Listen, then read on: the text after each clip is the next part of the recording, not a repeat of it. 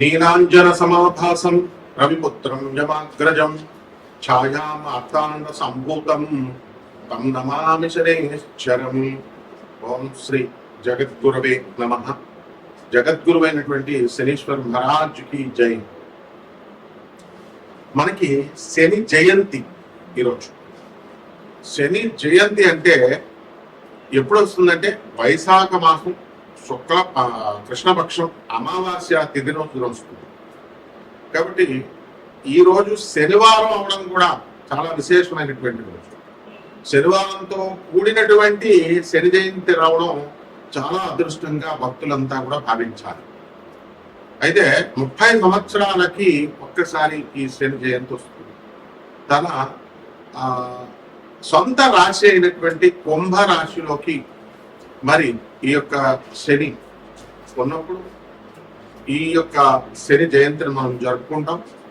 కాబట్టి ఈ శని అంటే కర్మకి, ఆ తర్వాత ఈ యొక్క డిసిప్లిన్కి, క్రమశిక్షణకి మారిపోయారు అనమాట. ఆయన్ని కర్మ ఫలదాత అంటాము, అలాగే కర్మ కారకుడు అంటాము. కర్మకి కారకుడు అయినా మళ్ళీ ధర్మానికి కూడా ప్రతీక అనమాట.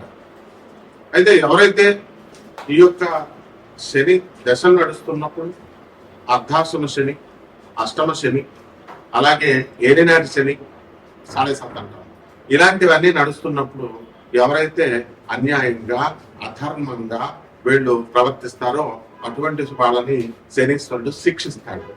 ఎందువల్లంటే ఆయన ధర్మమూర్తి.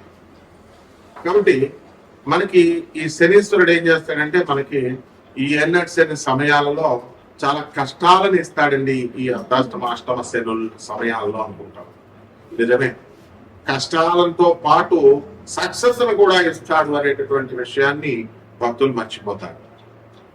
అంటే ఇతర మనకి మిగతా 8 గ్రహాలు కూడా మనకి ఏం చేస్తాయంటే సుఖాలను ఇస్తాయి, అలాగే ఫలితాలను ఇస్తాయి, చాలా స్పీడ్గా ఇస్తాయి.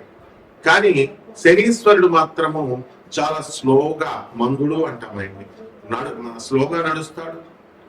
ప్రతి ఒక్క గ్రహము కూడా ఒక సంవత్సరం లోపల లేకపోతే సంవత్సరంలో గిర్రమని తిరిగేసి ఒక రాశిలో ఉంటారు. తర్వాత తొందరగా ముగించుకొని వేరే రాశిలోకి వెళ్ళిపోతారు. కానీ శనీశ్వరుడు మాత్రం 2.5 సంవత్సరాల పాటు ఒక్కొక్క రాశిలో ఉంటూ వస్తాడు. కాబట్టి అతని యొక్క సహజ నైజం ఏమిటంటే ఆలస్యంగా ఇచ్చినప్పటికీ కూడా అద్భుతమైనటువంటి ఫలితాలను ఇస్తాడు.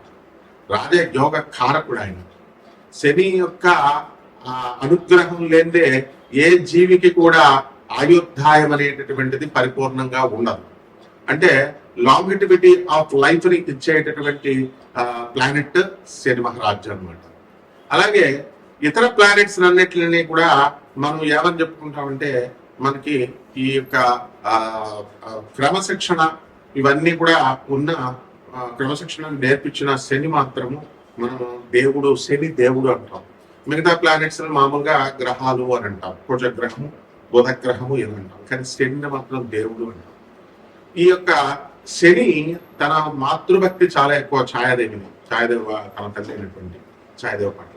ఆ విధంగా ఎవరికైతే శని బ్రహ్మాండంగా ఉంటుందో, ఉచ్చ స్థితిగతుల్లో ఉంటాడు శని. మరి తులారాశి, వృషభ రాశి లాంటి స్థానాల్లో, మకరం, కుంభం లాంటి స్వక్షేత్రాలు ఇలా ఉన్నప్పుడు ఆ యొక్క జీవికి అతను మాతృభక్తిని కలిగిస్తాడు. అంటే తల్లి వల్ల లాభాలను కలిగిస్తాడు. తల్లి వల్ల ఈ అబ్బాయి, ఈ జాతకుడు వృద్ధి చెందేలాగా తల్లి సలహాలను పట్టుకొని ఉంటాడు అనమాట. ఎవరైతే తల్లిని అవమానిస్తారో అటువంటి వాళ్ళని శని నిర్దాక్షిణ్యంగా, నిర్దయగా శిక్షిస్తాడు. తన సొంత తండ్రి అయినటువంటి సూర్య భగవానునే ఆయన నిర్దాక్షిణ్యంగా శిక్షించాడు. తన తల్లి ఛాయాదేవిని వదిలేశాడు. కాబట్టి ఇలా మరి శని జయంతి రోజున మనం ఏం చేయాలండి అంటే ఆ రోజున తెల్లవారుజామునే నిద్ర లేవాలి, సూర్యుడు రాకముందే. ఆ తర్వాత తలంటు స్నానం చేసి నల్లని వస్త్రాలను ధరిస్తాము. అలాగే చక్కగా ఇంట్లోనే అందరికీ కూడా చాలా మందికి తెలియదు ఏంటంటే శని జయంతి లేదా శని అభిషేకం అని అనగానే గొల్లగా పరిగెత్తుతారు. ఇది మానేసేయండి. ఫస్ట్ నవగ్రహ ఆరాధన ఇంట్లో కూడా చేసుకోవచ్చు, శనీశ్వర ఆరాధన. అది నార్త్ ఇండియాని చూసి మనం నేర్చుకోవాలి. అందువల్ల శని యొక్క ప్రతిమని కానీ, శని యొక్క ఫోటోని కానీ, మన విగ్రహాన్ని కానీ ఇంట్లో పెట్టుకొని మనము ఆ రోజున చక్కగా పూజా మందిరం దగ్గర కొన్ని బియ్యం వేసి దానిపైన చక్కగా తమలపాకు వేసి దానిపైన ఈ శనీశ్వరుడి యొక్క విగ్రహాన్ని మనం ఏర్పాటు చేసుకున్న తర్వాత మనం ఏం చేయాలంటే మస్టర్డ్ ఆయిల్ అంటే ఈ యొక్క ఈ నూనె ఏంటది, ఈ యొక్క ఆవాల నూనె లేదా సీసమి అంటే నువ్వుల నూనెతో మనము ఈ యొక్క సీసమ్ సీడ్స్, నువ్వుల గింజల నుంచి తీసినటువంటి ఈ యొక్క నువ్వుల నూనెని వెలిగించి దీపారాధన చేయాలి శనీశ్వరుడు. అలాగే నువ్వుల నూనెతో ఆ యొక్క విగ్రహానికి ఆ శనీశ్వరుడి యొక్క నామాన్ని జపిస్తూ మనము ఈ యొక్క బీజమంత్రాలను కూడా ప్రామ్ అనేటటువంటిది శనీశ్వరుని యొక్క బీజము. మరి ఓం ప్రామ్ నమః అంటూ ఓం ప్రాం బ్రీం అట్లా చెప్పుకుంటూ శనేశ్వరాయ నమః అంటూ మనము శనీశ్వరుడికి అభిషేకం, తైలాభిషేకం చేస్తాం. అలాగే ఈ రోజున వికలాంగులకి, పేదవారికి, సాధువులకి, తర్వాత ఈ యొక్క అనాథలకి కనుక దాన ధర్మాలు ఎవరైతే చేసుకుంటారో శని జయంతి రోజున, ఆ రోజున విపరీతమైనటువంటి పుణ్య ఫలము ఈ చేసినటువంటి వాళ్ళకు వస్తుంది. మిగతా రోజుల్లో చేసేది వేరు, శని జయంతి రోజున చేసేటటువంటిది చాలా అద్భుతమైనటువంటి ఫలితాన్ని ఇస్తుంది అన్నమాట. అలాగే శని రాజ్యాధికారాన్ని ఇస్తుంది కాబట్టి శనికి ఎవరైతే రాజకీయ నాయకులు ఉన్నారో అటువంటి వాళ్ళంతా కూడా మన శనీశ్వరుడు చక్కగా ఈ యొక్క రాజయోగాన్ని అని చెప్పి ప్రార్థిస్తాము శని జయంతి రోజు. అలాగే ఈ యొక్క శని అభిషేకాలతో పాటు మనకి వీలున్నంత వరకు దాన ధర్మాలు ఇవన్నీ కూడా మనం చేసుకుంటాం. అలాగే చిమ్మిలి బొండల్ని తయారు చేసి మనం నైవేద్యంగా శనీశ్వరుడికి మనం పెట్టుకోవచ్చు, లేదా బెల్లం ముక్కని నివేదనగా శనీశ్వరుడికి మనం పెట్టుకోవచ్చు.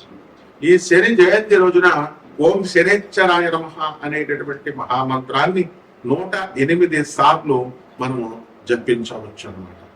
అలాగే నీలి పువ్వులన్నా, నీల శంఖం పువ్వులన్నా శనీశ్వరుడికి చాలా ఇష్టం కాబట్టి అందరూ కూడా మనకి నీలం రంగు పువ్వులను తీసుకొచ్చి మనం స్వామివారికి సమర్పించాలి.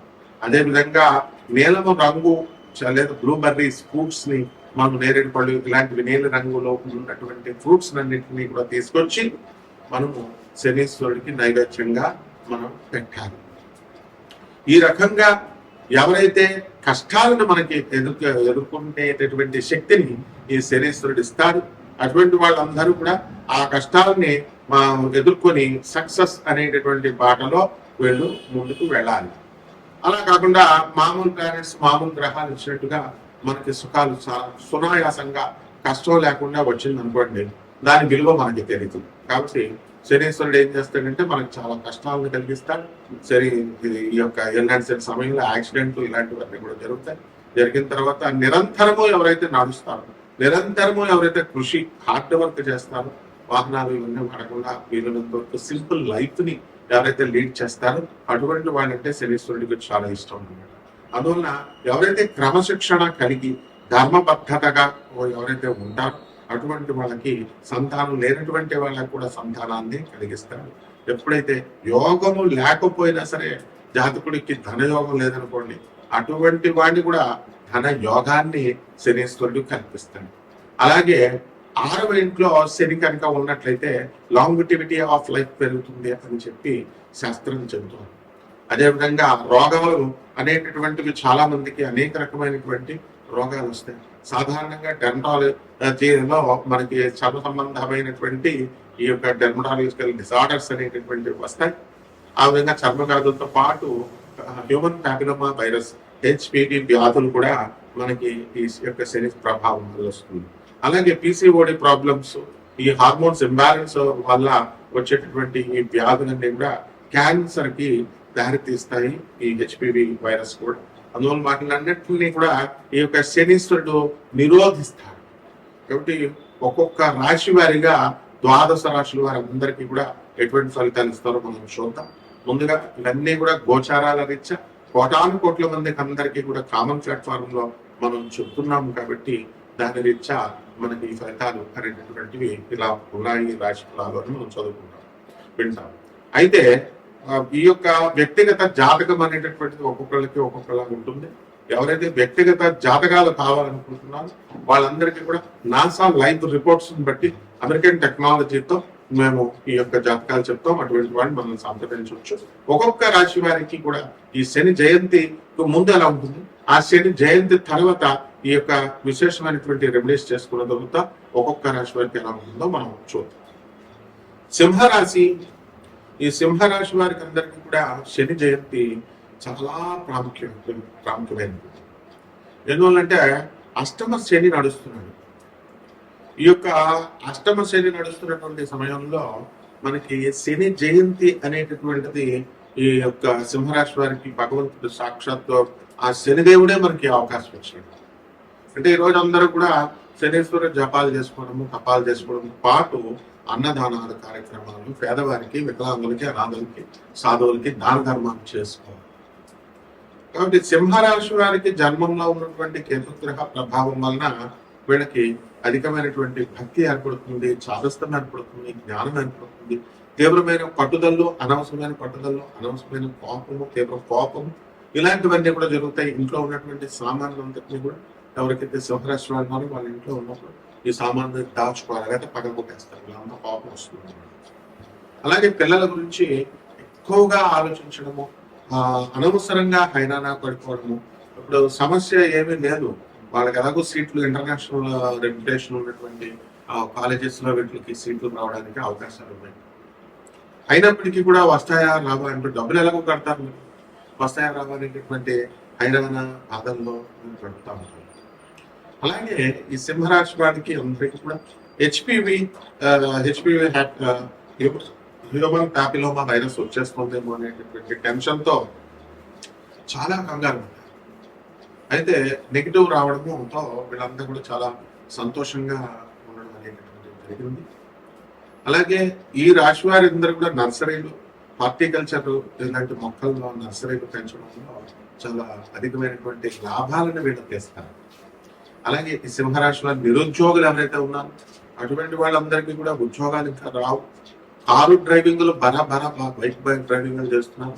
ఈ సింహరాశి వాళ్ళందరూ కూడా చాలా జాగ్రత్తగా డ్రైవింగ్ చేసుకోవాలి, ఎందుకంటే యాక్సిడెంట్లు అవడానికి అవకాశాలు అధికంగా కనబడుతున్నాయి.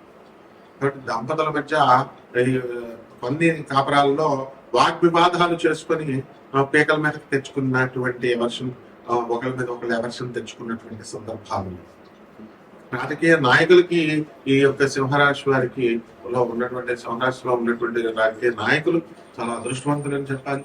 వీళ్ళు ఆటో డ్రైవర్లుగా ఉన్న వాళ్ళకి, కార్ డ్రైవర్లకి ఎమ్మెల్యే టికెట్లు ఇవ్వడం, తమిళనాడులో విజయ్ కార్ డ్రైవర్ కొడుక్కి ఎమ్మెల్యేగా గెలవడం, వెస్ట్ బెంగాల్లో పనిమనిషి గెలవడం, ఇలాంటివన్నీ కూడా జరిగినాయి. అంతా కూడా సింహరాశికి చెందినటువంటి వాళ్ళు పాల్గొని పడుతున్నారు.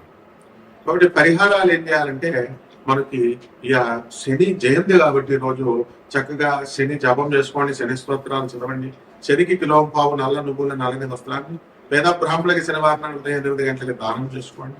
దశమహావిద్యల్లో ఒకటైనటువంటి మహాకాళి అమ్మవారి యొక్క హోమాన్ని, అమ్మవారి యొక్క మంత్ర జపాన్ని మేళల్లో చేసుకోవడం వల్ల బ్రహ్మాండంగా ఉంటుంది. అలాగే రావి చెట్టుకి నీళ్లు పోస్తూ ఓం శనేశ్వరాయ నమః జపం చేసుకోండి, బ్రహ్మాండంగా ఉంటుంది. శుభమస్తు.